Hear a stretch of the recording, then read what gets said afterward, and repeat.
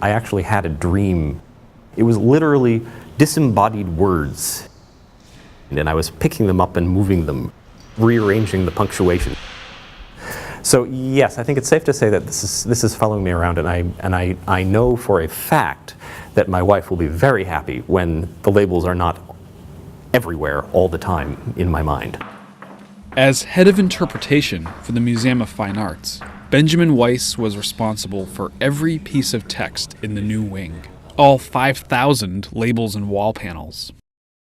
As staff scrambled to make sure every I was dotted and T crossed before opening day, Weiss sat on gallery floors, literally checking every I and T. In his airline armchair that he started a company to produce it. I'm usually reading it out loud when I'm sitting in the galleries, which must make people think that there's the crazy man wandering around doing dramatic recitations to the paintings. Single magnificent work to compare favorably with the great. These are words that are read in space, not just on the page, and it's important to read them in the space. Disney Studios, which installed more than 50.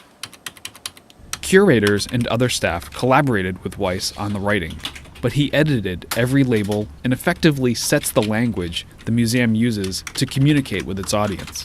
My job is to get people to slow down. People have done studies watching people, what their average pause before a work of art is. It's some astonishingly low number, 3 seconds, 5 seconds, something like that. So always something else to look at. If you can get them to go to 10 seconds or 15 seconds, that's a really major shift. And if you stand and stare at something for 30 seconds, that is a genuinely long period. Your eye does a whole different thing.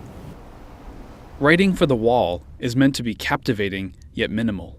This isn't really about authorship. In many ways, the label is supposed to fall away, or it's supposed to serve almost like the host at a cocktail party. You wander up to this person you don't know, and the label introduces you. The language on labels at the MFA and other museums has evolved in recent years. Gone are novel-length entries full of academic jargon. The new labels aim to be direct, clear, and friendly. There's no benefit in using a $25 word when a 25-cent word will do. I did once see the word apotropaic on a wall label, and if you know what apotropaic is, I'm impressed. Did you look it up? In fact, I did know it, but I had, but I'm in that business. So what does it mean? It means protective. So why use apotropaic when you could just say protective? It's interesting being here as the wing is evolving. It's full of people going about their daily work, people nailing things, people hanging art, designers playing back and forth with color samples. There's a very everydayness to being here right now because it's a work site, really.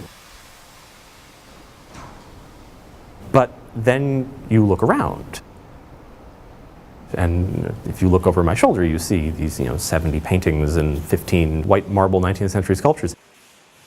It sort of goes in and out of focus that you're working in this totally strange environment. It's both magical and workaday. It's really quite something.